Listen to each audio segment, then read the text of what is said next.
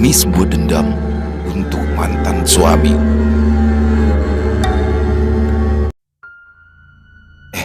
Mia beruntung sekali ya, bisa dapat suami yang ganteng. Celetuk seseorang di sudut kamar, sementara Mia duduk di depan cermin dengan mata terpejam. Ia pasrah pada tangan sang perias pengantin yang sibuk mempercantik wajahnya.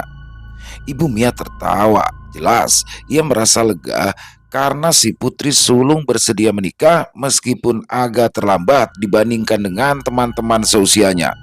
Rata-rata teman Mia telah memiliki 2 orang anak, sedangkan putrinya sempat menunjukkan niatan tidak ingin bersanding di pelaminan.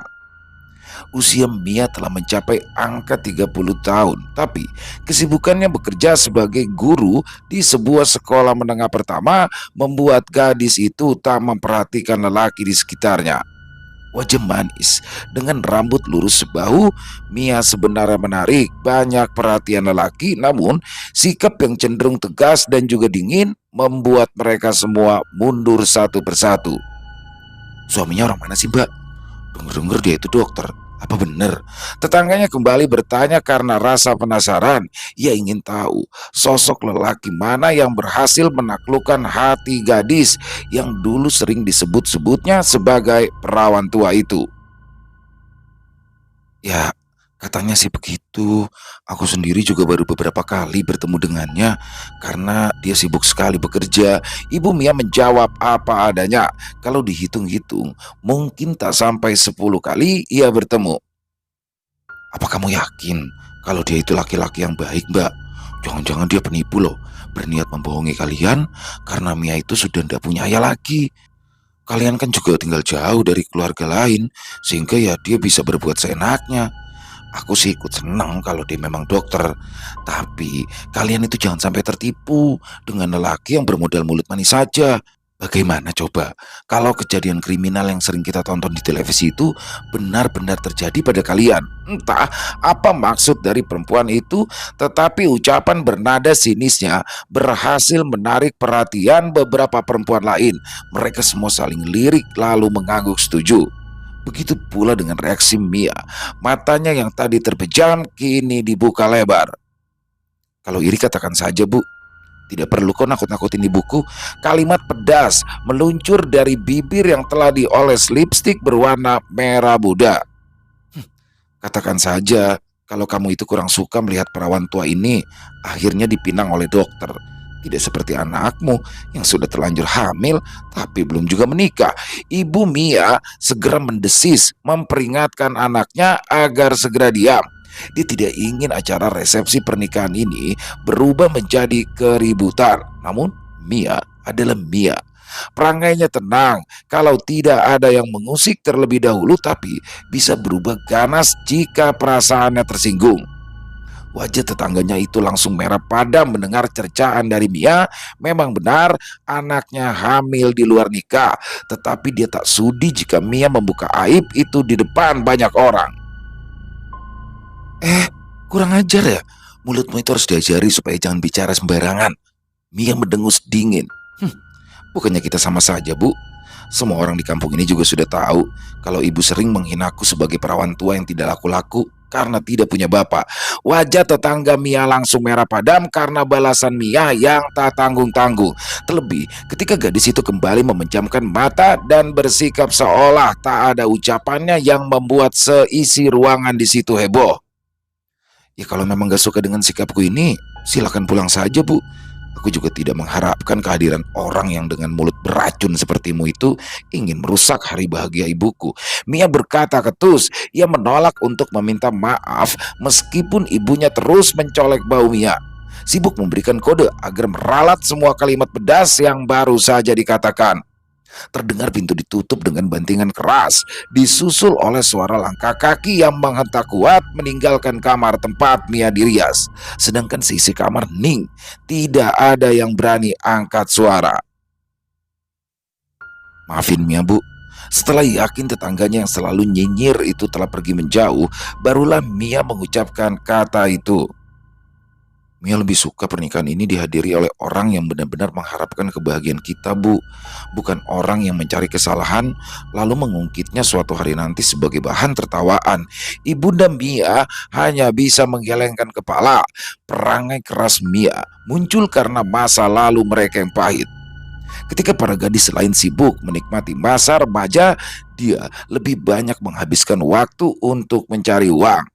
Hidup yang keras telah membuatnya menjadi lebih tegas. Mia tak sudi diam ketika harga dirinya diinjak-injak oleh orang lain. Ya sudahlah, semuanya sudah terlanjur. Ibunya Mia memaksakan senyum lalu meminta agar riasan Mia dilanjutkan. Sementara itu, ia bergegas keluar untuk mencari tahu keadaan di luar sana. Dia lalu berpapasan dengan Nina, putri bungsunya yang juga sudah bangun sejak dini hari untuk mempersiapkan acara tersebut. Bu, keluarga Mas Tio sudah dalam perjalanan. Mungkin sebentar lagi mereka datang. Nina menyampaikan berita tersebut tanpa memperhatikan wajah ibunya yang tampak kusut. Ibu Mia mengangguk. Dia lantas menarik tangan Nina, membisikinya agar memastikan tak ada keributan baru dengan tetangga mereka.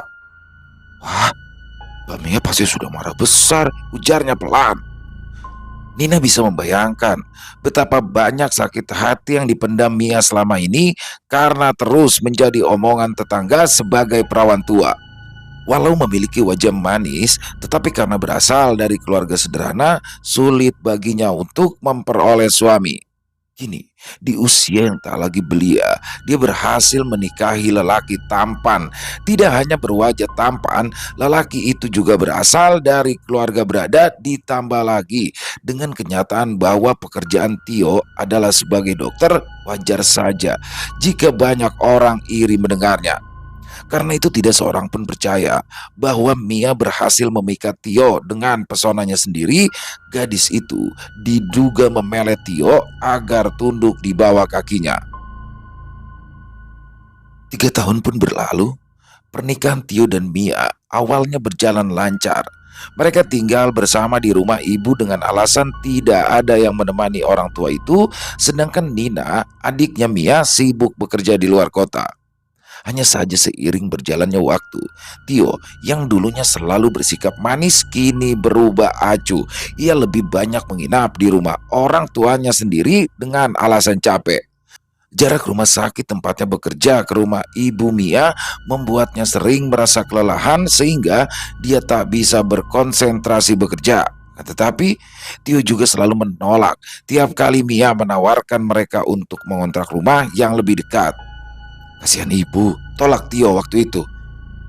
Ibu kita ajak ke sana aja, pujuk Mia lagi. Kan nanti aku bisa melamar sebagai guru di sekolah lain yang lebih dekat dengan rumah sakit, Mas. Jadi kan kita nggak perlu berjauhan lagi seperti ini. Namun, Tio tetap menolak. Alhasil, kini dia pun hanya pulang seminggu sekali. Setelah sampai di rumah pun, dia juga tak banyak bicara. Waktunya dihabiskan dengan bermain handphone atau tidur seharian. Hari ini, Mia melamun menatap makanan di atas meja. Perutnya keroncongan karena belum makan sejak tadi pagi, tapi selera makannya belum juga datang. Loh, kenapa hanya dipandangi? Ayo makan, ujar ibunya yang telah duduk lebih dulu menghadapi meja. Putrinya itu memaksakan senyum. Dia duduk di samping ibunya, lalu mulai menyendok nasi. Tidak banyak yang diambilnya. Ambil lebih banyak lagi. Mia menggeleng, sudut matanya turun ke bawah ketika bibirnya mencoba tersenyum. Udah selera makan, Bu. Kenapa? Karena Tio yang sudah tidak pulang 2 minggu ini. Mia menundukkan wajah, menyembunyikan matanya yang mulai berembun karena ucapan ibunya. Mia memang risau memikirkan Tio yang tak kunjung pulang selama 2 minggu ini. Kamu sudah telepon? Handphonenya nggak aktif, Bu. Mia menjawab dengan suara bergetar menahan tangis. Ibunda Mia terdiam. Dia memang sudah berusaha untuk tidak banyak ikut campur dalam pernikahan anaknya, tetapi sedikit banyak dirinya tahu jika ada yang tidak beres. Bahkan pernah sekali waktu dia melihat lengan Mia berwarna biru keunguan. Anaknya pun segera menjelaskan jika memar itu timbul karena tak sengaja membentur pintu. Alasan yang tentunya tak dipercayai oleh Kartika, apalagi memar tersebut muncul usai pertengkaran antara Mia dan juga Tio. Sore ini Mia akan pergi ke rumah orang tuanya Mas Tio, cetus Mia setelah terdiam beberapa saat. Lagi pula sekarang sudah waktunya Mia datang berkunjung ke sana. Ibunda Mia tercenung. Berat rasanya melepaskan Mia pergi seorang diri ke rumah orang tua Tio. Namun rematik yang kembali kambuh menyerang kakinya membuat Kartika tak bisa berjalan cukup jauh. Kamu yakin suamimu tidak marah kalau kamu menyusul ke sana? Sebagai istrinya, Mia harus tahu keadaan Mas Tio, Bu. Jangan sampai dia sakit keras tanpa sepengetahuan Mia. Ibunda Mia setuju. Nanti kamu bawakan pisang dan mangga. Kebetulan ibu juga baru saja selesai panen. Sore harinya, Mia sudah bersiap pergi. Nina yang kebetulan pulang didapuk untuk menjadi pengemudi motor mengantarkan Mia pergi ke kota tetangga menuju tempat yang menjadi kediaman keluarga Tio. Suamimu itu kenapa sih, Mbak? Bisa-bisanya lupa pulang, lupa istri. Nina memasang helm sambil terus menggerutu. Dia lelah, baru saja pulang tetapi sudah disuruh keluar rumah lagi. Mia mencubit pinggang adiknya kencang-kencang hingga adiknya meringis kesakitan. Namun cara itu ampuh untuk membungkam mulut Nina agar tidak lagi mengomel. Mia mencubit pinggang adiknya kencang-kencang hingga adiknya itu meringis kesakitan, namun cara itu ampuh untuk membungkam mulut Nina agar tak lagi mengomel. Perjalanan berjalan dengan sunyi. Keduanya sibuk dengan pikiran masing-masing. Mia tengah resah dengan tingkah Tio. Berbagai pikiran buruk melintas di dalam benaknya lalu ditepis secepat mungkin. Pernikahan mereka baru saja berjalan 3 tahun. Masih terhitung pengantin baru, tidak mungkin jika suaminya itu ingin berpisah. Walaupun tingkah Tio jauh berbeda dibanding awal perkenalan mereka dulu. Mbak, panggil Nina agak tenang. Suaranya semula tak terdengar oleh Mia hingga dia terpaksa memanggil sekali lagi. Mbak Mia, apa sih? Saut Mia sengit. Mobilnya Mas Tio warnanya hitam kan? Pertanyaan tidak penting itu membuat dahi Mia berkerut. Iya hitam. Ada apa memangnya? Kamu sendiri kan sudah sering lihat mobil Mas Tio. Nina pun kembali bertanya. Kali ini disebutkannya deretan angka plat mobil Tio, namun suaranya bergetar saat menyebutkan angka tersebut. Bahkan dia berhenti di pinggir jalan sambil menunjuk ke arah mobil hitam yang tak jauh dari mereka. Mobil itu diparkir di depan sebuah minimarket. Pintu pengemudi terbuka lebar, disusul dengan perempuan yang baru saja keluar. Jantung Mia berdenyut perih kalau ia melihat seorang perempuan sedang memeluk Tio mesra ketika melangkah masuk ke dalam minimarket. Lidah Mia kian keluh saat melihat suaminya merangkul juga bahu perempuan yang ada di sampingnya, lalu mengecup dahi perempuan tersebut. Tapi gerakannya terhenti ketika ia menyadari jika ada orang yang mengikutinya. Mia, sentak Tio. Kakinya lalu melangkah surut ke belakang karena terkejut, tapi perempuan di dekatnya itu menarik Tio agar tak menjauh. Perempuan itu lalu berpaling ke belakang, tersenyum lebar, lalu menyandarkan kepalanya di bahu Tio. Mia, apa kabar? Air mata Mia menetes deras, hangat, membasahi pipinya yang semakin pucat. Dia tercengang seperti patung. Bibirnya bergerak, tapi tak ada suara yang keluar. Mia terkulai jatuh dalam pelukan adiknya. Kegelapan yang menyesakan terasa lebih menyenangkan baginya saat ini dibanding harus menerima kenyataan bahwa Tio, suaminya itu berselingkuh dengan putri tetangganya sendiri. Tetangga yang pernah mencecarnya sebagai gadis tak laku. Tio tidak meminta maaf atas perselingkuhan yang sudah dipergoki oleh istrinya sendiri. Dia bahkan menjatuhkan talak satu saat itu juga. Mia menerima perpisahan itu dengan mulut terbungkam rapat. Dia tidak menangis, bahkan matanya kering sama sekali. Akan tetapi dia memutuskan untuk pergi sebentar dari rumah dengan alasan menenangkan pikiran. Ibunda Mia dan juga Nina menerima saja. Mereka tahu jika Mia sedang terpukul hebat. Hanya saja mereka tidak tahu bahwa Mia bukan sedang liburan, melainkan ia pergi ke rumah dukun untuk melampiaskan rasa sakit hatinya. Sarah, teman baik Mia di sekolahnya dulu, bersedia mengantarkan Mia pergi ke rumah si dukun. Dia pun tersenyum lebar kala melihat reaksi Mia ketika tiba di rumah tujuan mereka. Ini rumah Mbak Kliwon yang kamu ceritain kemarin. Sarah mengedipkan sebelah mata menggoda Mia yang kebingungan. Aku bisa nebak apa yang ada di pikiranmu. Kamu berpikir kalau rumah Mbah Kliwon itu harus sebangunan gubuk kan? Bukan bangunan rumah mewah. Mia mengangguk pelan, lalu tersipu malu begitu sadar pikirannya dapat ditebak dengan mudah oleh Sarah. Terlebih ketika perempuan dengan pakaian serba merah itu terpingkal-pingkal menertawakan pikirannya yang terlalu dangkal. Untuk menutupi jengah, Mia memilih mengamati keadaan sekeliling rumah Mbak Kliwon yang terletak di tengah komplek perumahan yang ramai dilalui banyak orang. Dikelilingi oleh pagar tinggi yang membuat orang luar tak dapat mengintip ke dalam kecuali gerbangnya terbuka lebar. Sesekali terdengar pekik anak-anak yang tengah bermain di dekat rumah Mbak Kliwon. Sangat jauh dari dugaan Mia semula dalam bayangannya ketika akan berangkat bahwa rumah Mbak Kliwon terletak di pinggiran hutan terpencil dari banyak orang. Berdinding reot dan juga dinaungi pohon tua. Jelas bukan bangunan berlantai dua dengan aneka rupa tanaman hias yang menghiasi pekarangan seperti yang ada di hadapannya kini. Nyaris setengah hari telah mereka habiskan untuk menempuh perjalanan ke kediaman Mbak Kliwon. Badan mereka masih terasa pegal karena terlalu lama berada di dalam mobil. Kapan kita dapat giliran masuk? Bisiknya sambil menggerakkan kaki dengan gelisah. Tunggu sampai nomor antrian kita dipanggil. Bibir Mia sedikit mengerucut, tapi ia tak membantah. Belasan orang memang masih memenuhi teras rumah Mbak Kliwon. Sebagian duduk di bangku plastik yang telah disediakan, sedangkan sisanya memilih berdiri sambil berbincang-bincang pelan.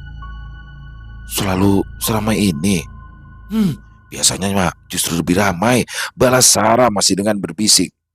Kita itu dapat nomor antrian terakhir. Baguslah. Bagus. Sarah mengangguk. Mia mengguncang tangan temannya karena ia merasa penasaran. Apa bagusnya dapat nomor terakhir? Ya, kamu ini kan nantinya kita bisa berkonsultasi lebih lama. Selesai berbicara, Sarah lalu memilih menyibukkan diri dengan handphone yang kembali berdering. Suaranya renyah ketika berbicara dengan orang di seberang telepon. Sedang tangan Sarah dikibaskan pada Mia seolah meminta untuk jangan mengusiknya sementara waktu. Mia terlihat kusut. Diremasnya ujung kemeja dengan kuat membuat kainnya menjadi kusut. Mungkin suatu hari nanti Mia akan menyesali keputusannya hari ini. Tapi dia akan lebih menyesal jika melarikan diri begitu saja. Semalam dia begadang hanya untuk berbicara dengan Sarah, mencurahkan semua ketakutan dan kegelisahan yang ada di dalam hati. Bagaimanapun juga, dia adalah manusia biasa yang sejak kecil telah diajarkan bahwa setan adalah makhluk licik dan menyeramkan. Andai saja ada pilihan lain, dia tidak akan menggunakan cara ini untuk membalas sakit hatinya. Temannya menatap mata Mia lekat-lekat, lalu ia bertanya, bukannya manusia kadang-kadang lebih kejam dari setan? Lidah Mia langsung keluh kala mendengar pertanyaan Sarah. Hidupnya sendiri adalah bukti bahwa manusia bisa bersikap lebih jahat daripada makhluk yang bernama setan. Air mata menyengat perih, sehingga ia segera menutup mata, menahan lelehan panas yang mengancam turun kapan saja tanpa mengerti kondisi tempatnya berada. Baru sekali kesini ya mbak. Seorang perempuan menyapanya pelan. Mia memalingkan wajah ke asal suara, lalu tercekat begitu ia melihat wajah dengan jerawat memenuhi sebagian besar wajahnya, membuat perempuan yang tampaknya lebih tua dari Mia itu buru-buru mengenakan masker, namun jerawat di sekitaran dahi masih terpampang jelas. Benar, saya baru sekali ini ke sini.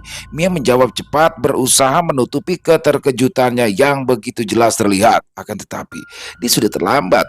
Perempuan yang ada di depannya itu terlanjur menunduk untuk menyembunyikan rasa percaya dirinya yang kembali hancur karena reaksi Mia.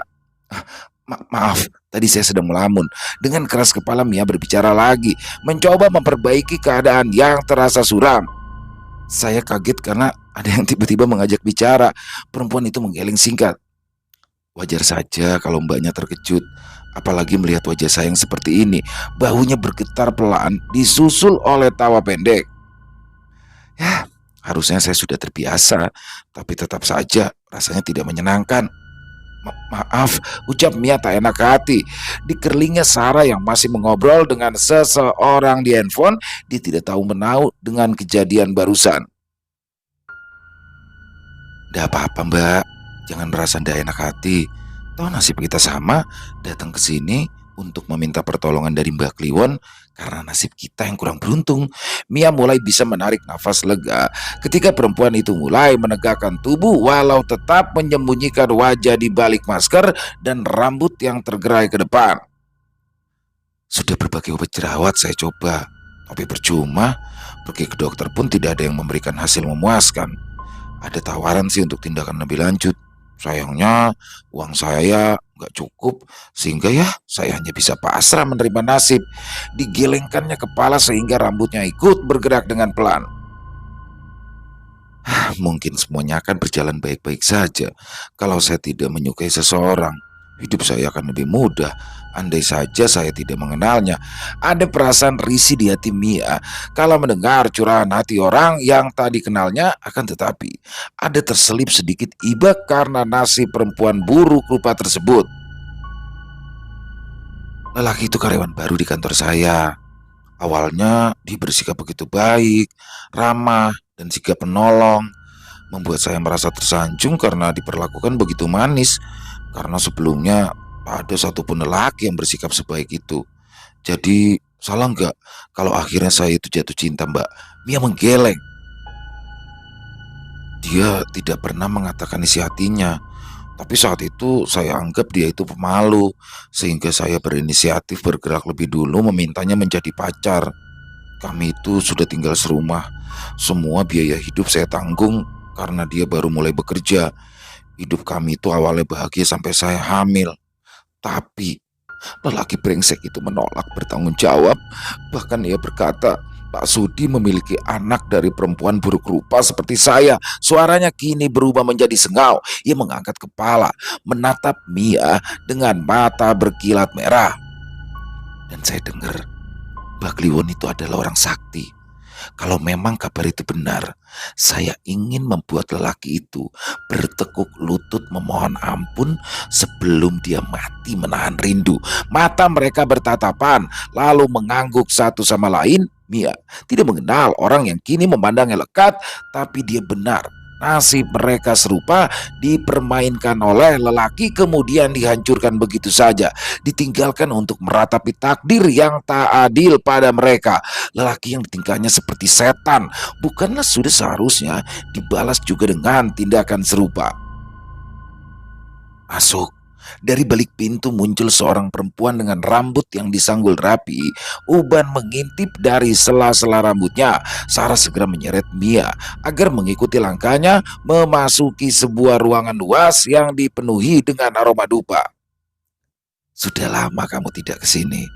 Semuanya baik-baik saja kan? Tanya perempuan yang menyuruh mereka duduk. Ia duduk di balik meja rendah yang dihiasi dengan bunga beraneka ragam. Segelas kopi yang masih penuh berada di atas meja, terbuka tetapi tak disentuh.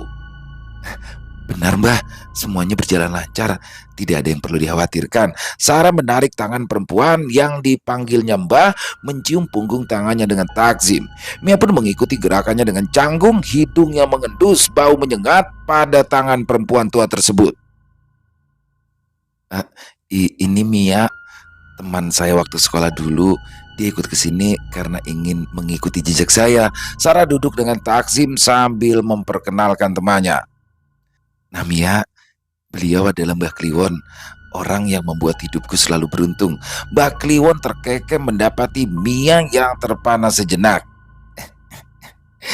"Kamu pasti mengira kalau aku ini laki-laki ya?" Mia ikut tertawa walau canggung. Dia memang mengira jika Mbah Kliwon adalah lelaki tua dengan jenggot yang memutih, bukanlah perempuan berpenampilan anggun. Seharusnya dia sudah mengira sejak semula bahwa tidak ada satupun tebakan yang tepat. Mbak Kliwon tidak seperti dukun yang biasa dilihatnya di dalam sinetron ataupun acara lain di televisi. Namun suasana riku ini tak bertahan lama. Mbak Kliwon mencairkan keadaan dengan cepat sehingga Mia mulai berani menceritakan masalahnya. Dia menganggukkan kepala, tapi wajahnya tetap datar seolah permasalahan Mia bukanlah hal yang baru. Seakan hampir tiap hari dia mendengar persoalan serupa. Jadi kamu itu ingin membalas sakit hatimu? Iya mbah. Hanya mau atau benar-benar mau? Benar-benar mau mbah. Kamu sanggup menerima semua resikonya? Tanya Mbak Kliwon sekali lagi. Mia melengakkan kepala, tidak menyangka pertanyaan itu yang akan diterimanya. Dia pikir cukup membayar dengan sejumlah uang untuk memperoleh keinginannya. Sarah tak berujar apa-apa. Ia masih duduk takzim di tempatnya tadi, membiarkan Mia berbicara dengan Mbak Kliwon tanpa interupsi darinya. Bagaimana? Mbak Kliwon bertanya lagi. Saya, ujar Mia bingung. Aku bertanya seperti ini karena ingin memastikan bahwa dirimu bersungguh-sungguh dengan niatanmu. Karena tidak akan ada jalan kembali begitu kau sudah memulai ritual. Mia meneguk ludah kala mendengar suara Mbak Kliwon tidak keras, tapi terdengar tegas di telinganya seakan memberikan kesempatan terakhir pada Mia untuk berpikir ulang sebelum ia mengambil keputusan. Saya siap, Mbah. Mia menjawab dengan suara setengah mencicit. Mata Mbak Kliwon memicing mendengar jawaban Mia. Tidak akan ada penyesalan. Mia menggelengkan kepala dengan mantap, diam-diam menahan napas karena ditatap sedemikian rupa oleh Mbak Kliwon. Dia pun baru bisa bernafas lega ketika perempuan tua itu mulai menoleh ke arah Sarah. Kamu sudah menjelaskan apa saja yang harus dia siapkan. Sarah mengangguk lekas. Dia memang sudah menceritakan mengenai seluk-beluk ritual ini pada Mia, walau ada satu bagian penting lain yang sengaja disembunyikannya yang akan diberitahukan begitu ritual hampir selesai. Sebenarnya, yang harus kamu lakukan itu tidak sulit, Mia. Kamu hanya perlu berendam di sungai sampai subuh. Mia menarik nafas lega. Bukan masalah kalau hanya berendam di dalam sungai seperti permintaan Mbak Kliwon. Sekarang, kamu beristirahat saja untuk mempersiapkan ritual besok malam. Sisanya serahkan padaku.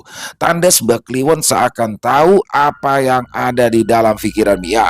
Lantas dia berseru agak nyaring, memanggil pembantu yang segera datang dengan tergopoh-gopoh. Antarkan Mia ke kamar tamu. Jangan lupa, siapkan makan malam untuknya. Mia segera undur diri tanpa diiringi oleh Sarah. Temannya itu mulai berbicara dengan Mbak Kliwon, berbisik-bisik mengenai syarat terakhir yang harus dipenuhi oleh Mia di akhir ritual. Keesokan malamnya, Mia terkejut ketika ia diajak berbicara oleh Sarah. Aku pergi sendirian. Pekik Mia begitu Sarah memberitahukan apa yang harus dilakukannya. Sarah memberikan isyarat agar Mia memelankan suara. Ditolehkannya kepala ke kiri dan kanan lalu menepuk dengan Mia. Hati-hati. Jangan sampai kalau ada orang lain yang mendengar obrolan kita. Mia mendengus kesal tapi segera menuruti perintah Sarah. Malam sepi seperti saat ini memang rawan. Jika berbicara dengan suara agak kencang, rawan terdengar oleh orang lain yang tidak memiliki kepentingan dengan mereka. Tapi kenapa aku harus pergi sendirian? Bukannya kamu udah berjanji akan menemaniku? Bisiknya resah. Ya, siapa yang tidak gelisah kalau harus pergi ke sungai yang terletak tak jauh dari pemakaman seorang diri di tengah malam pula, sedangkan hujan masih turun tanpa henti sejak tadi sore. Aku ini hanya boleh nganterinmu sampai sini aja. Sisanya itu tergantung sama kamu. Apakah kamu berani melanjutkan ritual atau kalah dengan ketakutanmu sendiri? Sarah berbisik tajam. Jangan sampai gagal. Ingat, apa tujuan utamamu? Suara tetesan air hujan terdengar nyaring menerpa atap bangunan kecil tempat mereka berada sekarang. Sebuah pos ronda kecil yang berada di pinggiran komplek. Tempat itu menjadi persinggahan Mia dan juga Sarah sebelum menuju pemakaman umum. Angin bertiup deras, menambah dingin hawa malam. Walau sudah mengenakan jaket, hawanya tetap terasa menusuk tulang hingga gigi Mia gemeletukan melawan rasa dingin. Sudah, jangan terlalu banyak pikir. Cepat pergi sana. Sarah lalu mendorong Mia keluar dari pos ronda, membiarkan temannya itu basah karena hujan yang turun dengan deras. Bagaimana kalau ada orang datang? Seru Mia gugup. Bisa jadi aku akan ditangkap dan dikira orang gila karena nekat kungkum di air tengah malam. Sarah berdecak lidah, kemudian memutar bola mata. Kalau gitu jangan sampai ketahuan orang lain. Sudah deh Mia, jangan terlalu banyak mikir. Kamu itu beruntung, sekarang hujan deras, sempurna. Mia menatap Sarah lekat-lekat, meminta dukungan sekaligus pengertian dari temannya. Namun perempuan itu justru memainkan kunci motor dengan sebelah tangan. Aku pulang dulu ke rumah Mbak Kliwon. Subuh nanti aku akan datang menjemput. Usahakan kamu sudah memperoleh apa yang kamu mau. Mata Mia melebar, tetapi ia tak sempat berkutik karena Sarah telah meluncur pergi dengan sepeda motor pinjamannya, meninggalkan Mia seorang diri di tengah kegelapan malam. Dalam tempo singkat, kelebatan jas hujan Sarah yang diterangi oleh lampu motor pun lenyap di balik tikungan, membuat Mia semakin merinding ketakutan karena sadar dia tidak mungkin lagi mundur dari pilihannya. Hujan semakin deras, jaket Mia kini telah basah kuyup hingga terasa berat di tubuh. Dilepaskannya lalu dilempar ke pos ronda begitu saja sudah terlanjur basah. Tak ada gunanya lagi mencoba menyembunyikan diri di balik pakaian basah. Begitu juga pilihannya untuk menjalani pesugihan dari Mbak Kliwon. Perjalanan jauh yang telah ditempuh dan berbagai persyaratan telah dipenuhi, kini Mia harus menjalani keputusan yang telah dibuatnya sendiri tanpa paksaan dari orang lain. Angin berderu kencang. Ranting akasia yang tumbuh di pinggir jalan meliuk tak menentu arah, menuruti kehendak angin, membentuk tarian aneh di tengah kesunyian malam. Walau takut, Mia memaksakan kakinya untuk mulai melangkah maju, menyeberangi jalan menuju pemakaman yang terbentang luas di depannya. Seperti kata Sarah, malam ini sempurna untuknya. Para peronda yang biasa berkeliling kampung untuk menjaga keamanan perumahan mengambil keputusan yang lebih bijaksana. Ya, memilih untuk bergelung di balik selimut tebal dibandingkan bermandi hujan di tengah malam. Hanya ada suara katak yang terdengar memecah kesunyian malam, membuat Mia tak merasa terlalu kesepian, walau hanya ditemani oleh nyanyian katak karena menyambut hujan yang tiada henti. Sungai yang dia tuju berada persis di belakang area pemakaman. Dia hanya harus memutari pagarnya untuk bisa mencapai pinggiran sungai. Mia mempercepat langkah, tidak diperdulikannya lumpur yang menempel di pakaian karena berjalan terlalu cepat. Mata yang mulai terbiasa dengan kegelapan membuatnya dapat bergerak lebih mudah tanpa tersandung batu nisan. Tangannya memang menggenggam senter, tapi tak dipergunakannya sama sekali. Walau tahu dirinya seorang diri, tapi Mia enggan bersikap ceroboh. Mia ingin membalas dendam, bukan sebagai orang bodoh yang dipermalukan karena melakukan ritual hitam. Langkah Mia berhenti ketika ia tiba di tepian sungai. Kakinya melangkah hati-hati agar tidak terpleset jatuh. Kali ini senter dinyalakan sesekali untuk memastikan dia tak salah meletakkan kaki. Sepertinya ini benar tempatnya, ujar Mia yang segera disusul dengan tawa. Mungkin dia memang mulai gila karena berbicara seorang diri dan tertawa pun sendirian. Mia menggelengkan diri, mengusir berbagai pikiran yang membuat benaknya terasa riuh. Dia memandangi pohon akasia besar yang tumbuh mencorok di tepi sungai. Mbak Kliwon menyuruhnya untuk berendam tepat di bawah pohon akasia. Seluruh pakaian yang melekat di tubuhnya pun harus ditanggalkan. Pakaiannya langsung berlumur lumpur. Ketika Mia tergelincir, dia meringis menahan sakit. Semangatnya turun secara perlahan. Hampir saja dia menyerah andai bayangan Tio tak melintas di depannya. Mia menggigit bibir kuat-kuat. Sedikit asin terasa olehnya saat mengecap darah dari luka di bibir. Dia tak bisa menyerah sekarang dan membiarkan dirinya kembali diinjak-injak oleh orang lain. Tenaganya pun seolah pulih seiring dengan semangat yang kembali menggebu. Bagai kesetanan, Mia lalu melepaskan seluruh pakaian dan langsung masuk ke dalam air. Dinginnya air sungai membuatnya menggigil kedinginan, giginya gemeletukan tetapi dia tetap berusaha menahan dingin. Mata Mia dipejamkan rapat-rapat. Bahkan ketika aroma anyir mendekati busuk menyapa indera penciuman Mia, butuh kendali sepenuh tenaga agar dia tak muntah seketika. Mia, kelopak mie yang telah terpejam sontak bergerak tetapi dia berhasil menahannya tepat waktu lagi-lagi karena ia ingat akan petua dari Mbak Kliwon yang menuntut Mia agar tetap berkonsentrasi dengan ritualnya. Mbak Mia, namanya dipanggil lagi, tapi kali ini suaranya terdengar seperti suara Nina. Bibir Mia berkedut pelan. Kali ini setan yang mengganggunya tak akan berhasil. Dia tahu pasti Nina tidak mungkin menyusulnya ke sini. Merasa gagal menarik perhatian Mia, membuat setan pengganggunya itu semakin berani. Sebuah benda berat terdengar jatuh menggelinding lalu tercebur ke dalam sungai. Airnya memercik kuat ke wajah Mia. Disertai gelombang besar, Mia tetap menutup mata. Mulutnya terus merapal mantra yang sudah diberikan oleh Mbak Kliwon. Perempuan tua itu telah memberikannya mantra yang harus terus dibaca hingga Mia nanti bertemu dengan sosok yang akan memberikannya sesuatu. Namun tubuhnya mengejang ketika ia merasakan ada benda asing yang menyentuh lehernya. Mia gemetar saat menyadari jika itu adalah lidah bercabang dua, ular. Sisik kasar menyapu kasar kulit Mia diiringi oleh desis lirih yang membuatnya semakin gemetar. Ular itu berukuran besar, setidaknya hampir sama besar dengan pergelangan tangan Mia.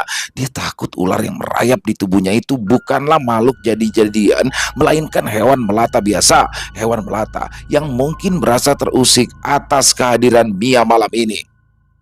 Jangan pernah membuka mata. Suara Mbak Kliwon terdengar seperti geledek di telinga Mia. Seakan perempuan itu berada di dekatnya terus mengawasi agar Mia tak lagi mengulangi kesalahan yang sama. Mata Mia pun kembali terpejam rapat walau nafasnya tersengal karena ketakutan. Ular yang tadi sekedar merayap kini terasa membeli tubuhnya dengan kencang. Mia tak berkutik, tak bisa membuka mata, berteriak, apalagi berlari kabur dari tempatnya berada. Dia harus bersikap patuh walau hampir menangis ketakutan. Untungnya ketakutan Mia tak terlalu lama dia rasakan. Ular yang melilit kuat di dada Mia mendadak hilang, lenyap tak berbekas. Jalan nafasnya pun kembali lega sehingga Mia dapat menarik nafas dengan tenang. Rupanya ular itu hanyalah salah satu jelmaan setan yang menggoda niat Mia, menguji dirinya apakah masih bisa bertahan dengan tekadnya. Mia terus berendam di dalam sungai. Dia sendiri tidak tahu sudah berapa lama ia berada di sana. Tangannya sudah mati rasa sejak tadi, begitu pula bagian tubuh yang lain. Hanya indera penciuman yang berfungsi dengan baik. Walau samar, tetapi dia dapat merasakan aroma busuk kini sudah berganti dengan wangi Kamboja yang membuatnya terlena. Sungai yang tadinya tenang perlahan kini mulai bergerak. Gelombang-gelombang halus menerpa tubuhnya menjadi pertanda bahwa Mia sudah bisa membuka mata. Sesosok tubuh dengan raut wajah luar biasa cantik kini berdiri di hadapannya, mengambang di atas air dengan pendar lembut yang mengelilingi tubuhnya. Apa yang kamu inginkan? Kecantikan dan balas dendam, Nyai, jawab Mia tenang. Perempuan di hadapannya tersenyum lebar. Sarah menjemput Mia sesuai janjinya. Dia pun segera menyuruh Mia menemui Mbak Kliwon yang sudah menunggu di kamarnya. Makanlah dulu, ujar Mbak Kliwon saat Mia masuk. Disodorkannya nampan berisi ayam yang sudah dipanggang hingga kecoklatan. Meskipun tidak ada sayuran pendamping, ayam itu berhasil menggoda selera makan Mia. Jangan hanya dilihat. Ayo cepat makan, kamu pasti lapar setelah berendam dalam sungai yang dingin. Mia mengangguk cepat tanpa niat membantah perintah dari Mbak Kliwon. Segera ia mendekati ayam yang masih mengepulkan asap. Habiskan semuanya. Mbak Kliwon menyorongkan segelas kopi yang masih panas pula. Kalau sudah selesai, kamu boleh keluar dari ruangan ini dan bersiap pulang ke tempatmu lagi. Usai berbicara, Mbak Kliwon lalu beranjak dari tempatnya duduk, keluar lebih dulu dari kamar untuk memberi kesempatan Mia makan dengan leluasa tanpa merasa risih padanya. Mia memandangi makanan yang telah disiapkan Mbak Kliwon dengan susah payah. Pemilik rumah sekaligus guru spiritualnya itu telah bersusah payah menyiapkan hidangan panas ini untuknya. Tentu saja Mia harus menghabiskannya untuk menghargai niat baik dari Mbak Kliwon. Tangan Mia terulur mengambil ayam panggang utuh tersebut. Perut Mia memang sudah kosong karena tak terisi makanan sejak tadi malam. Digigitnya bagian paha yang gemuk itu dengan rakus. Aduh, kunyahan Mia terhenti saat mendengar Peki kesakitan. Matanya melirik ke sisi kiri dan kanannya, mengira jika ada orang lain bersamanya di dalam ruangan. Mungkin saja itulah Sarah yang berniat mengusiknya ketika ia tengah makan. Namun ruangan tersebut kosong. Hanya ada Mia dan juga dua ekor cicak yang menempel di dinding. Mia mengangkat bahu, memutuskan untuk kembali makan. Semakin dia cepat selesai, semakin cepat urusan ini berakhir. Mia pun bisa pulang setelah menerima ilmu pengasihan yang dijanjikan oleh Mbak Kliwon. Daging ayam dirobeknya dengan penuh nafsu lantas mendesah puas. Bumbu olesan pada ayam panggang membuatnya terasa lebih lezat dari makanan manapun yang pernah dimakan Mia. Kini ia menyasar dada. Tangannya bergerak kuat untuk memisahkan bagian daging dan tulang. Namun dia lagi-lagi tertegun karena telinganya mendengar jeritan kesakitan yang melengking tinggi. Ya, jeritan penuh rasa sakit dan penuh rasa putus asa. Mia terdiam sebentar, lalu memutuskan untuk mengabaikan apa yang baru saja didengarnya. Hanya jeritan biasa. Selama bukan penampakan mengerikan yang muncul, Mia masih bisa bersikap tenang menghadapinya. Sudah 2 hari Mia berada dalam ruangan dengan penerangan redup ini. Tidak terhitung berbagai jenis godaan yang dihadapinya, mulai dari bau busuk, suara tangis berganti dengan teriakan, hingga sekelebatan bayangan tak bertuan telah dihadapi Mia. Kan tetapi dia masih bisa bertahan dan terus membacakan mantra yang sudah diberikan oleh Mbak Kliwon sampai gurunya itu membuka pintu ruangan dan memberitahu Mia bahwa ritual telah selesai. Beberapa kelopak bunga melati luruh dari nampan, berjatuhan ke lantai, tetapi tak menarik perhatian Mia. Perhatiannya tertuju ke arah lain hingga tak menyadari kejanggalan yang terjadi di dekatnya. Udah selesai, Sarah menyebut Mia di dapur. Setelah mandi dan beristirahat sebentar, kita bisa pulang. Pulang? Pulang begitu saja? Sarah memiringkan kepala mendengar pertanyaan Mia. Butuh waktu beberapa detik sebelum dia paham apa yang sebenarnya ingin ditanyakan oleh Mia. Ah, tenang. Kalau soal itu sudah kuurus. Sarah mengambil nampan di tangan temannya, kemudian mendorong Mia ke arah kamar mandi. Mereka sudah bersiap pulang saat Mbak Kliwon menyerahkan sebuah botol kaca kecil berisikan minyak yang berwarna cerah. Oleskan minyak ini ke tangan orang yang kamu sukai. Aku jamin dia pasti akan tergila-gila padamu. Mbak Kliwon tersenyum lagi. Bukan hanya bisa membuat orang menjadi tergila-gila, tetapi minyak ini juga akan menjadi perantara bagimu untuk memperoleh kekayaan. Mia bertanya, apa maksudnya? Tetapi Mbak Kliwon tak menjawab lebih lanjut. Dia hanya menyuruh Mia untuk rutin melakukan ritual setiap bulannya.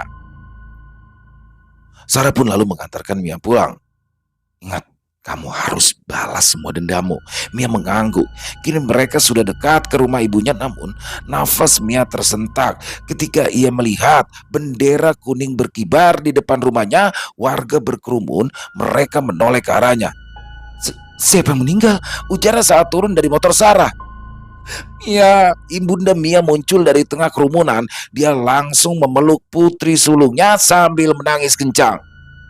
Nina meninggal, nak. Wajah Mia seputih kapur. Seluruh panca inderanya tumpul seketika. Dia nyaris tak mendengar apa yang dikatakan oleh sang ibu. Suara seperti cekikikan terdengar dari mulut Mia. Matanya berputar ke belakang ketika ia berteriak, menyebut-nyebut nama Nina dengan rasa tidak percaya. Para pelayat pun geger kala mendapati Mia menjerit histeris, memekik seperti orang kehilangan akal ketika mendengar adik kesayangannya telah pergi lebih dulu. Bumi terasa berputar. Mia kehilangan kendali atas tubuhnya sendiri. Dia terjatuh lantas merangkak ke dalam rumah, masih sambil memanggil-manggil nama adiknya. Nina, Nina, Mia meraung menyebut-nyebut nama adiknya. Mau tidak mau, dia teringat akan kejadian cerita Nina saat dia memakan ayam panggang pemberian dari Mbak Kliwon. Mungkinkah Nina sudah menjadi tumbal atas ritualnya semalam? Mia menjerit kencang, memanggil-manggil nama Nina. Penyesalan yang tak ada habis-habisnya membuat Mia semakin kesetanan. Dia hanya ingin membalaskan rasa sakit hatinya. Tetapi bukan Mia rela kehilangan Nina.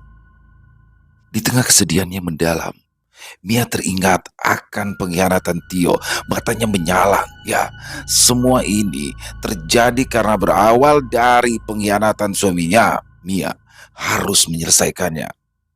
Hanya berselang beberapa hari setelah meninggal dunianya Nina sang adik, Mia mulai melakukan ritual.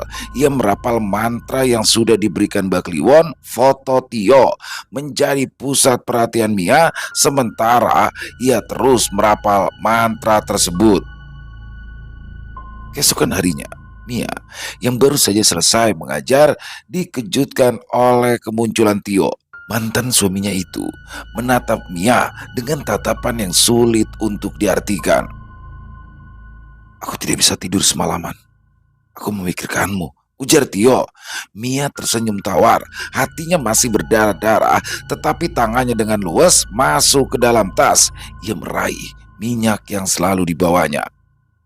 Tio tanpa menaruh curiga mengulurkan tangan ke arah Mia. Dia senang ketika ulurannya disambut Mia. Dahi Tio hanya sedikit berkerut ketika ia merasakan tangan Mia yang basah seolah-olah berminyak. Tak butuh waktu lama untuk membuat minyak itu bereaksi. Tio langsung mengajak Mia pergi. Tingkahnya kini persis remaja yang sedang jatuh cinta untuk pertama kalinya. Kamu, kamu semakin cantik, cetus Tio. Aku tidak pernah bosan menatap wajahmu. Bukannya dulu Mas Tio menjatuhkan talak karena bosan melihat wajahku yang terlihat lebih tua, sahut Mia ketus. Sulit baginya untuk menyembunyikan rasa sakit hati. Tangan Tio meraih jemari Mia, ingin menggenggamnya dengan erat, namun Mia cepat menghindar. Ia berdiri tegak dengan kedua tangan dilipat di dada, bibirnya terkatup rapat dengan wajah yang kaku. "Aku tahu, aku sudah banyak melukai hatimu. Tapi tidak bisakah kita memulai semua dari awal lagi? Aku bersumpah akan membahagiakanmu. Aku tak akan pernah lagi membuatmu sakit hati lagi." Suara Tio terdengar parau, seolah-olah ia tulus meminta maaf kepada Mia, seakan semua yang dikatakannya benar-benar berasal dari lubuk hati terdalam. Mia tidak menjawab. Matanya tetap memandang lurus ke arah depan. Mungkin dia akan berubah pikiran andai saja Tio mengucapkan ini semua sebelum Mia memilih jalannya sekarang. Namun lelaki itu sudah terlambat. Mia terlanjur mengambil jalannya sendiri. Sekarang yang tersisa hanyalah luka dan dendam untuk mantan suaminya itu. Apa yang dilakukannya kini hanyalah langkah untuk membalaskan semua sakit hatinya di masa lalu. "Mia," ucap Tio lagi. "Aku tahu ini tidak pantas kukatakan, tapi bagaimana kalau kita mencoba memulai semuanya kembali?" "Kenapa?" "Karena aku masih mencintaimu. Perasaanku padamu tidak pernah berubah. Hanya saja saat itu aku tergoda oleh rayuan gadis itu sehingga aku sudah bodoh. Aku memilih meninggalkanmu," sesal Tio. Sudut bibir Mia bergerak naik. Baginya, yang dikatakan oleh Tio hanya omong kosong belaka. "Berikan aku waktu untuk membuktikan semua ucapanku tadi." Tio menarik lembut dagu Mia, memintanya untuk membalas tatapan lelaki itu. "Lalu bagaimana dengan Linda? Hmm? Kudengar kalian akan segera menikah." Lidah Mia terasa tebal ketika ia menyebut nama Linda, perempuan yang sudah berhasil merebut suaminya itu. "Ah, biar aku yang mengurusnya. Kamu tidak perlu merisaukan dia. Dia akan datang melabrak dan menuduhku sebagai perempuan gatal yang menggoda calon suaminya." Mia melepaskan tangan Tio yang masih menyentuh dagunya. "Sudahlah, jangan pikirkan dia." "Lalu, Mas Tio akan mencampakkan Linda?" Tio tertawa. "Bukankah itu hukuman yang pantas untuk dia? Linda telah memisahkan kita. Sudah sewajarnya jika ia mendapatkan karma yang sama. Lalu, hukuman apa yang pantas untuk Mas Tio? Mia tersenyum miring, menatap mantan suaminya penuh arti. Apa Mas yakin bisa kembali padaku hanya dengan meminta maaf dan semua akan baik-baik saja seperti dulu? Pertanyaan Mia membuat Tio tercenung sejenak, hanya sejenak. Karena beberapa saat kemudian ia balas tersenyum. Aku akan menerima semua hukuman yang akan kau berikan, asalkan kita bisa kembali bersama. Mia tertawa dalam hati. Ia menggelengkan kepala mendengar jawaban polos dari Tio, mengira dirinya bisa memperbaiki semua kesalahan dengan begitu mudah. Kalau begitu, buktikan secepatnya. Mia mendekatkan bibirnya ke telinga Tio, memastikan mantan suaminya itu mendengar dengan jelas setiap kata-kata yang diucapkannya. Aku ingin Mas Tio mempermalukan Linda di depan umum dan pastikan dia tak lagi punya muka untuk bertemu denganku. Tio mengangguk cepat. Ia langsung menyetujui perintah yang diberikan padanya. Aku akan melakukannya, asal kamu bersedia memberiku kesempatan sekali lagi. Mia lalu mengecup pipi Tio, lantas bergegas pergi meninggalkannya. Membuat lelaki itu terperangah kaget. Ia tak mengira akan Mia yang mengambil inisiatif lebih dulu. Tio pulang dengan hati yang berbunga-bunga. Senyumnya terus merekah, bahkan saat ia bertemu dengan sang ibu. Dari mana kamu? Katanya izin gak kerja karena kurang enak badan, tapi masih keluyuran keluar, tegur Bu Wanti. Tio melepas jasnya tanpa menjawab pertanyaan sang ibu. Tadi aku ke tempat Mia. Loh, kenapa kamu mau Mia lagi? Bukannya kalian sudah berpisah? Aku mau rujuk, Bu. Tio langsung masuk ke dalam kamarnya. Bu Wanti memandangi suaminya, Pak Faisal. Dia tak suka kalau Mia kembali menjadi istri Tio. Ya, perempuan itu hanyalah guru sekolah, tak pantas mendampingi anak semata wayang mereka. Pokoknya aku tidak mau ya kalau Tio itu kembali sama Mia.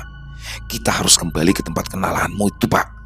Kalau bisa, kita buat Tio membenci Mia selama-lamanya. Bibir Bu Wanti bergetar karena terlalu marah. Pak Faisal tidak membantah ucapan istrinya. Mereka jugalah yang ternyata menjadi dalang perpisahan Tio dan Mia kala itu.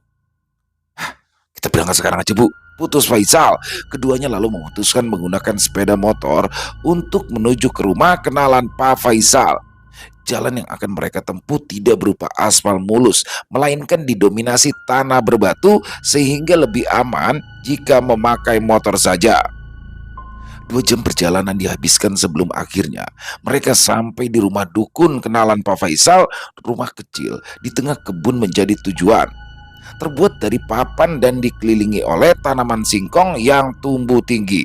Tidak ada rumah lain yang dibangun di sekitarnya. Hanya ada bangunan lapuk dengan atap seng tua yang menemani rumah itu dihuni oleh puluhan ayam yang berkokok ribut saat mereka tiba. Kok sepertinya sepi sekali ya, Pak? Udah ada orang di sini. Apa mungkin sedang pergi keluar? Bu Wanti turun dari motor, matanya terpicing saat mengamati keadaan di sekeliling. Rupanya, bukan hanya singkong yang ditanam di kebun, ada pula tanaman kacang panjang yang merambat di samping rumah. Sedang di ujung sana Bu Wanti melihat labu kuning yang menyembul di antara daun-daun lebarnya. Pak Darman itu biasanya ada di kebun, Bu. Ayo kita tunggu aja sampai beliau muncul. Pak Faisal melepaskan helmnya saat ia turun dari motor, lalu mendekat ke arah kandang, memperhatikan beberapa ekor ayam jantan tanggung di dalamnya, sebagian berwarna hitam legam hingga ke paruhnya. Ayam cemani, gumam Pak Faisal. Ya, sengaja aku ternakan agar orang yang datang tidak lagi kebingungan mencari ayam cemani untuk ritual mereka. Pak Faisal terperanjat kaget hingga kepalanya tidak sengaja terbentur atap seng. Ia berbalik seraya mengusap kepalanya.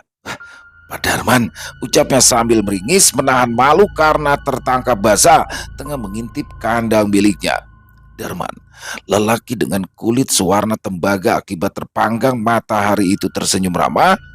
Usianya belumlah terlalu tua jika menilik wajah yang nyaris tidak memiliki kerutan. Namun, aura yang memancar dari lelaki yang bertelanjang dada itu jauh di atas usianya. Faisal yang sudah beruban pun langsung membungkuk dan mencium tangan Badarman, lantas memberikannya isyarat pada Buanti agar mengikuti jejaknya.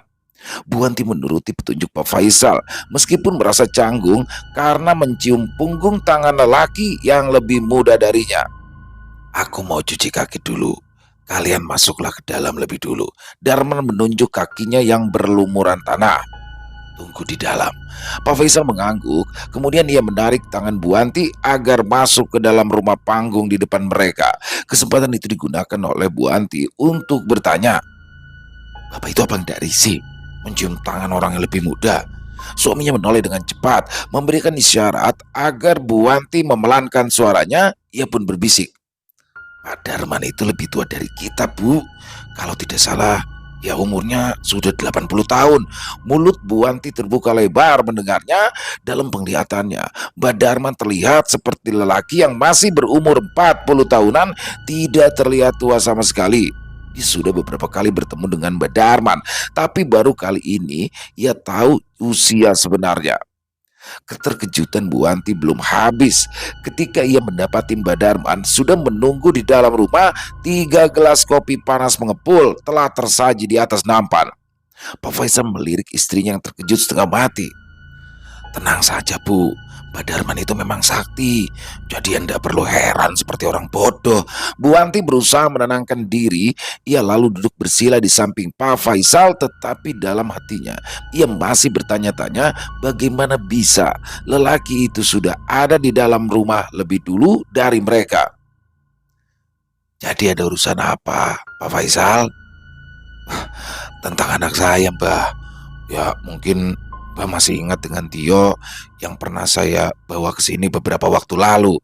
Mbak Darman mengangguk, matanya terpejam mendengar nama Tio disebut. Mulutnya bergumam beberapa kali sambil menganggukkan kepala. Selama itu keningnya terus berkerut. Dan saat ia membuka mata, tampak jelas ada sorot khawatir. Mbak Darman pun berkata, "Aku bisa melihat ada bayangan gelap di sekeliling anakmu, tapi tidak bisa menembusnya." "Itu artinya apa, Mbah?" tanya Buanti mendahului Faisal. "Apa mungkin perempuan itu sekarang memakai sesuatu yang mungkin saja bisa membuat Tio kembali padanya?" Mbah Darman menggeleng, lalu ia mengangguk, membuat pasangan suami istri yang ada di depannya semakin tidak mengerti. "Aku masih belum tahu apa artinya semua ini." Dia lalu menarik nafas panjang dengan berat. "Sulit sekali menembus selubung gelap yang sudah menyelimuti anakmu." Buanti terpekur mendengar keterangan dari Mbak Darman. Mbak Darman mengulurkan tangan ke arah Buanti dan Pak Faisal. "Kalian membawa foto perempuan itu?" Sayang sekali, semua foto pernikahan Tio dan Mia telah dibakar. Mereka tidak lagi memiliki foto Mia untuk ditunjukkan kepada Mbak Darman. "Menurut Mbak Darman, apa mungkin si Mia itu memelet Tio agar kembali rujuk dengannya?" Sulit, sulit untuk dipastikan. Apalagi kalian ini tidak membawa foto perempuan itu." Mbak Darman terdiam sebentar, matanya menerawang keluar.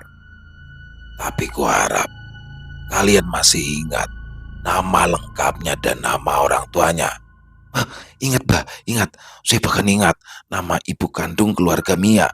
Buanti buru-buru berkata, "Foto memang bisa dibuang, tetapi ingatan tidak bisa dilupakan begitu saja, walau ia tak pernah menyukai Mia." Disebutkannya nama yang diminta, tetapi Badarman menggeleng. Lelaki itu meminta agar namanya ditulis di atas selembar kertas. Buanti merogoh tas di mana ia selalu menyimpan buku kecil dan pulpen. Kebiasaan yang sering diledek oleh suaminya ternyata berguna untuk saat-saat mendesak seperti ini. Tangannya bergerak mantap ketika ia mulai menggoreskan nama Mia dan nama kedua orang tuanya. Setelah selesai ditulis, kertas pun diserahkan kepada Mbak Darman. "Kalian tunggu di sini sebentar," pinta Mbak Darman seraya berdiri. Kakinya melangkah menuju sebuah kamar tanpa pintu, hanya sehelai gorden lusuh yang menjadi pembatas agar mata-mata penasaran tak dapat mengintip ke dalam. Bu Wanti dan Pak Faisal tidak berani berbicara, bahkan batuk pun mereka tahan sebisa mungkin. Kepala Bu Wanti menunduk ke bawah, menatap lantai tempatnya duduk saat itu. Rumah itu sudah tua, terlihat dari papan yang mulai renggang karena usia. Sebagian lantai terdengar berderak ketika diinjak, membuat Bu Wanti khawatir salah langkah saat berjalan. Lamunan Bu Wanti terputus karena colekan Pak Faisal di lengannya. Perempuan berwajah tegang itu menoleh ke arah sang suami. Satu alisnya terangkat ketika ia bertanya, apa maksud dari Pak Faisal? Pak Faisal mendekatkan bibirnya ke telinga Bu Wanti. Kamu dengar nggak suara itu? Kepala Bu Wanti dimiringkan, mencoba mencari suara yang dimaksud oleh suaminya. Suara apa? Bisiknya saat tidak kunjung mendengar suara apapun. Pak Faisal menggerakkan dagu ke arah kamar yang tadi dimasuki sang pemilik rumah. Kok aku mendengar suara orang kesakitan dari sana ya? Ah, bapak ini mungkin salah dengar, ujar Bu Wanti. Coba Bu, dengarkan lagi, baik-baik, kata Pak Faisal keras kepala. Bu Wanti mengalah. Kali ini ia berusaha menangkap suara yang dikatakan suaminya berasal dari kamar tempat Mbak Darman masuk tadi. Semula dia tak dapat mendengarkan apa-apa, tapi setelah beberapa saat akhirnya terdengar suara rangan lemah. Ia menoleh kepada Pak Faisal. Raut wajahnya bertanya-tanya, walau tak berbicara satu patah kata pun. Wah, sepertinya Mbak Darman ini mengalami kesulitan di dalam nih, bisik Pak Faisal lagi. Faisal tidak sempat menyelesaikan kalimatnya. Keduanya dikejutkan oleh suara benturan keras dari tempat yang sejak tadi menjadi pusat perhatian mereka. Bentakan marah, membahana, nyaring, tetapi lagi-lagi ada terdengar suara benda yang dihempaskan ke dinding begitu keras sehingga rumah panggung tempat mereka berada ikut bergetar. Bu Wanti meraih tangan Pak Faisal, menariknya erat agar mereka segera pergi. Namun Pak Faisal menggeleng. Kita tunggu di sini saja, Bu. Seperti pesan dari Mbak Darman. Jangan kemana-mana. Baru saja Pak Faisal berbicara, gorden kamar tersingkap, sepasang tangan menggapai keluar, disusul oleh sesosok tubuh yang merangkak keluar. Mbak Darman.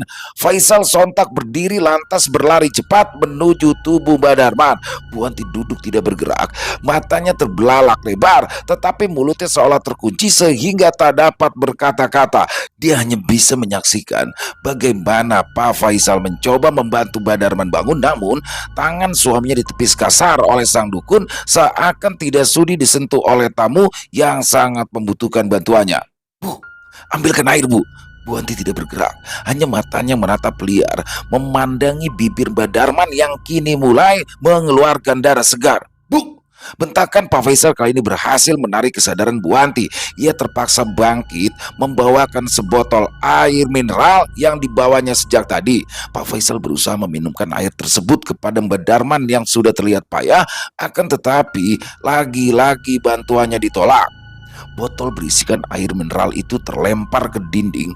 Airnya tumpah membasahi lantai, menarik pandangan Bu Wanti yang sengaja mengalihkan tatapan dari Mbak Darman yang kini memuntahkan cairan kental berwarna merah kehitaman. Setan, umpat Mbak Darman. Faisal terkesiap mendengar dirinya didamprat terlebih saat mata Mbak Darman menatap tajam padanya. Wajah lelaki yang tadinya tampak masih muda kini mulai dipenuhi oleh keriput dan bercak hitam di seluruh bagian wajah. Berkerut kusut menandakan usianya yang telah renta. Mata Mbak Darman berkilat merah karena murka mendapati dirinya merasa terjebak dalam masalah mereka. Masalah yang tak pernah ditemuinya selama ini karena keterbatasan usia. Dirinya tengah berusaha mencari tahu tentang jati diri perempuan yang bernama Mia.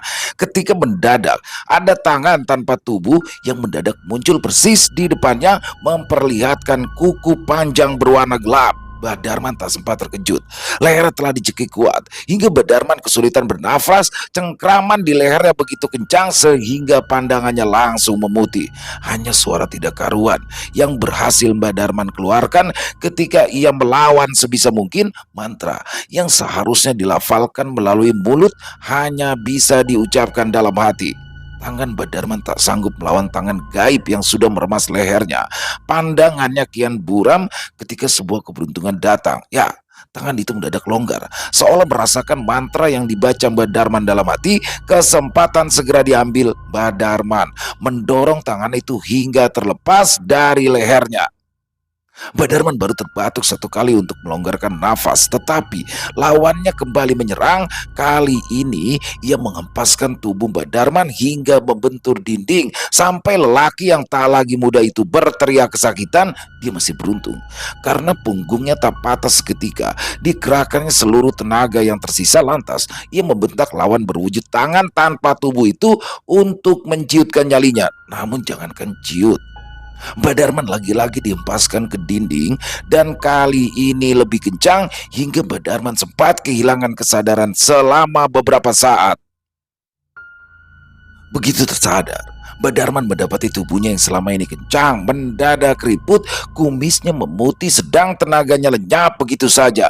Mbah Darman tak sanggup berdiri sehingga ia hanya bisa merangkak keluar kamar mencari pasangan suami istri yang membawa masalah besar baginya. Pergi, pergi, ujarnya dengan suara serak. Tangan Mbah Darman dilambaikan ke arah pintu sebelum akhirnya terkulai kembali. Pergi. Wanti bergegas menarik tangan Pak Faisal, memaksanya agar segera keluar dari rumah tua tersebut. Kali ini Pak Faisal menurut.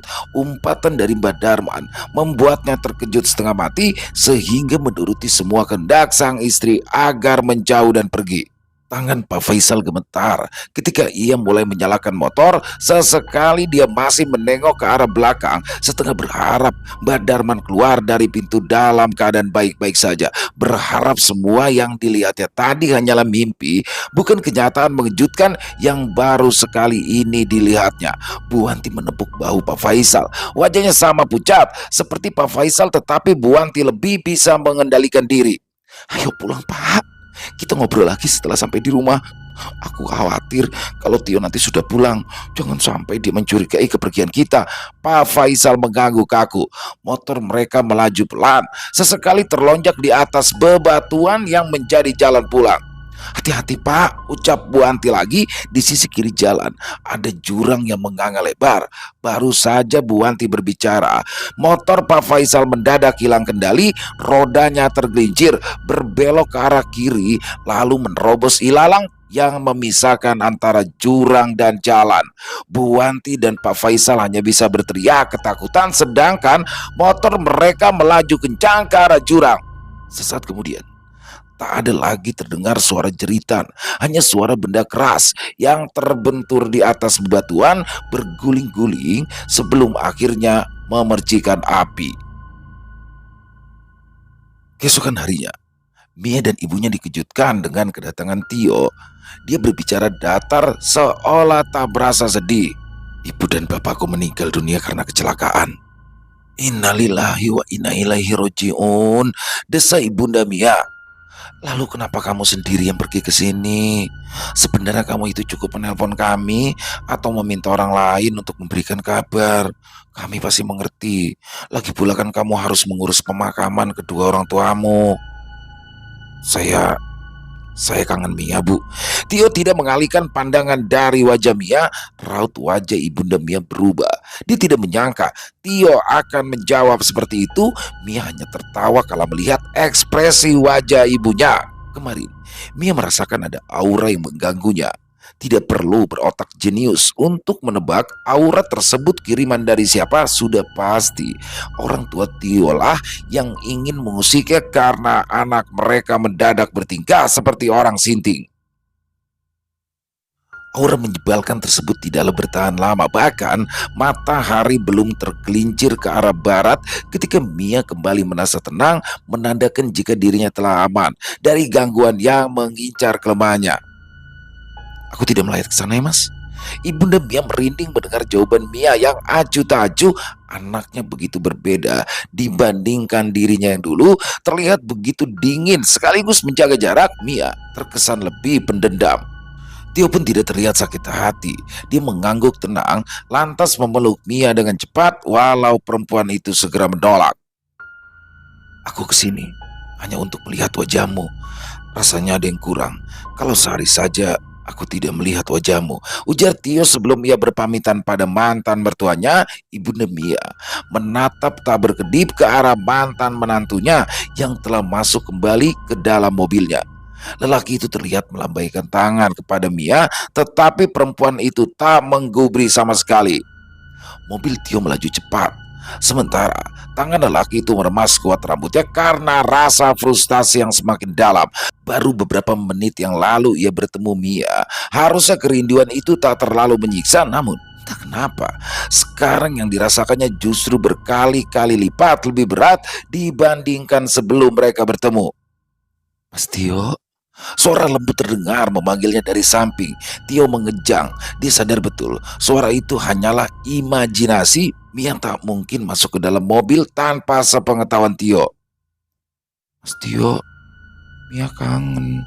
Bibir Tio digigit kuat. Setengah mati dia berusaha agar tak menoleh ke samping, lantas menelan kecewa karena mendapati ruangan itu kosong tanpa Mia di sana. Ya, dia hanya berhayal karena terlalu merindukan Mia. Gigitannya semakin kuat hingga terasa asin. Ya, darah mulai keluar dari luka di bibirnya. Sentuhan kulit halus menyentuh pipi Tio membuatnya terlonjak kaget. Lelaki itu tak lagi menggigit bibir ketika menyadari tangan Mialah yang tengah meraba wajahnya. Tio akhirnya berpaling dan terperangah begitu ia melihat Mia kini telah duduk di sampingnya berpakaian serba merah sehingga menonjolkan kulit putihnya tanpa celah, tersenyum begitu manis padanya. Mia? Tanyanya tidak percaya. Perempuan itu tetap tersenyum. Bahkan saat itu ia menganggukkan kepala, dicondongkannya tubuhnya, lantas menyapukan bibirnya ke pipi Tio. Tio bergidik ketika bibir dingin Mia mulai menyentuh pipinya, terlebih saat perempuan itu berbisik lembut di telinganya. Aku rindu Mas Tio. Aku Aku sama, desa Tio. Dia terlalu terpukau pada wajah Mia sehingga ia tak menyadari truk yang melaju kencang ke arahnya. Bah! Kabar kematian Tio tidaklah mengejutkan Mia. Dia menerima kabar itu dengan senyuman datar, lalu pamit pada ibunya dengan alasan ingin menengok keadaan di rumah Tio. Mia menolak tawaran ibunya untuk pergi bersama. Dia bahkan menganjurkan agar ibunya untuk duduk diam saja di rumah. Dia tidak pantas menerima penghormatan dari ibu, ujar Mia tenang. Dirinya pun segera berpamitan tanpa menunggu jawaban dari ibunya. Namun dia tak pernah datang ke rumah Tio. Mia justru pergi ke laut dan melemparkan botol berisikan minyak pemberian dari Mbak Kliwon sejauh mungkin. Dia sudah berhasil membalaskan dendamnya, dan sekarang yang ingin Mia lakukan hanyalah bertobat. Mungkin jalan pertobatan Mia tidaklah akan mudah, tapi dia akan terus berusaha melakukannya. Selesai. Wow, luar biasa. Kisah dari Kenanga Kinasi. Keren banget ini, asli kisahnya keren banget dan agak panjang ya teman-teman, tidak seperti biasa tapi di sini luar biasa sekali. Seorang Mia ya, perjalanan hidup seorang Mia yang berprofesi sebagai guru SMP. Dia dari awal aja udah mulai itu masalah dari banyaknya apa ya, sinisan para tetangga melihat dia yang secara umur sudah telat ya untuk menikah. Diawali dari situ sampai akhirnya menikah dengan dokter, dan ternyata dalam perjalanan kehidupan rumah tangganya tidak berjalan mulus. Dan ternyata di balik itu semua ya, waduh, sampai dia nekat akhirnya ke tempat Mbak Kliwon. Ya saya juga agak ini ya, Mbak Kliwon ini ternyata cewek. Ini ritualnya yang ngeri banget nih. Seorang cewek berendam di sungai ya, di kali ataupun sungai itu malam-malam. Ini kalau bukan karena sesuatu yang besar nih nggak mungkin mau dia. Dan ya itulah dorongan ya, dendam, sebuah dendam itu membuat orang gelap mata. ternyata adiknya yang ditumbalkan. Jadi pada saat dia makan ayam itu yang pas teriak kesakitan, adiknya yang kesakitan itu. Dan kalau dia tahu sedari awal akan ada tumbal dari keluarga, pastinya nggak bakal mau dong. Hanya untuk dendam dia menumbalkan keluarga, pastinya nggak akan mau. Tapi semua sudah terjadi, Mia pun melanjutkan dendamnya, dan dia menyelesaikan. Ternyata juga perpisahan antara Mia dan Tio ini dipicu dari orang tuanya yang ternyata juga main dukun. Wah, luar biasa banget kisahnya. Dan di ending tadi kan Mia melarung ya, mungkin dia melarung minyak, ada itu minyak itu media dari Mbah Kliwon dilarung ke laut. Ya mudah-mudahan aja ya Mia bisa bertobat dan melanjutkan kehidupannya dengan baik. Tobatannya tobatan nasuha, tobat yang sesungguh-sungguhnya, dan apa yang sudah terjadi ya dijadikan pelajaran hidup aja. Kisahnya keren banget untuk kenangan kinasi, ditunggu lagi kisah-kisah selanjutnya, dan banyak sekali hikmah yang bisa kita ambil dari kisah barusan. Kalau untuk saya pribadi ya, dari kisah barusan kan Mia sudah melakukan sesuatu yang di luar nalar ya, bahkan melampaui batas dari kemampuan dia sebenarnya sebagai seorang wanita berendam di kali di sungai itu setengah malam sampai pagi kan, cowok aja belum tentu kuat, tapi di situ Mia kuat. Jadi kalau hikmah yang saya lihat mungkin ketika kita ditinggalkan oleh pasangan, ya dendamnya itu dialihkan ke hal yang positif. Contoh, perbaiki diri kita, perbaiki ekonomi segala macam, bangkit dari keterpurukan, tunjukkan sama seseorang yang sudah meninggalkan kita itu bahwa dia salah ninggalin kita. Jadi itu sih mungkin ya, kalau melihat dari, jadi dendam ini dialihkan ke hal yang positif kalau menurut saya pribadi itu ya. Jadi luar biasa sekali. Mari kita ambil hikmah yang baik-baiknya saja dan dibuang yang buruk-buruknya. Semoga saja kisah barusan bisa menghibur teman-teman semua, para pecinta penikmat horor misteri, lebih khususnya lagi kepada para subscriber dari channel Ilo Bercerita. Silakan buat teman-teman mungkin yang punya pendapat lain, yang punya komentar lain ya, bisa dituliskan di dalam kolom komentar, ataupun hanya sekedar saling menyapa. Insya Allah kami akan membalasnya satu persatu. Kami juga ingin mengucapkan terima kasih kepada seluruh teman-teman yang sudah selalu setia mendukung channel kami, yang sudah selalu hadir di setiap harinya. Karena kehadiran teman-teman lah kami selalu bersemangat berkarya di setiap harinya. Dan silakan buat teman-teman yang suka dengan videonya bisa diklik tombol like-nya, tombol jempolnya. Buat teman-teman yang belum subscribe, yuk diklik tombol merah subscribe-nya, lonceng notifikasinya juga jangan lupa dinyalakan agar teman-teman selalu mendapatkan notifikasi dari konten-konten yang akan kami upload selanjutnya. Dan untuk channel Ilo Bercerita ini kami upload di setiap harinya ya teman-teman, setiap malam jam 9 malam waktu Indonesia bagian Barat. Dan silakan buat teman-teman mungkin yang punya kisah horor misteri yang diangkat dari kisah pribadi ya, yang berdasarkan kisah nyata, apabila ingin dibawakan di channel kami atau berkenan dibawakan di channel kami, silakan bisa mengirimkannya ke nomor telepon yang ada di sini, dan bebas dalam bentuk tulisan boleh, dalam bentuk rekaman suara boleh, senyamannya teman-teman aja. Untuk yang sudah mengirimkan kisah kami ucapkan terima kasih. Buat yang sudah mengirimkan kisah tapi belum sempat dibawakan, harap bersabar ya, karena harus melalui proses penggarapan terlebih dahulu. Dan di akhir kata, saya Ilo mengucapkan permohonan maaf apabila mungkin dalam pembawaan kisahnya ada kata-kata saya yang salah, ataupun ada kata-kata saya yang mungkin kurang berkenan di hati teman-teman. Saya mohon dibukakan pintu maaf yang seluas-luasnya. Dan sampai berjumpa lagi di konten-konten kami selanjutnya yang pasti tidak kalah serunya, yang pasti tidak kalah horornya. Masih bersama saya Ilo di channel Ilo Bercerita. Salam sehat, sukses selalu untuk kita semua. Wassalamualaikum warahmatullahi wabarakatuh.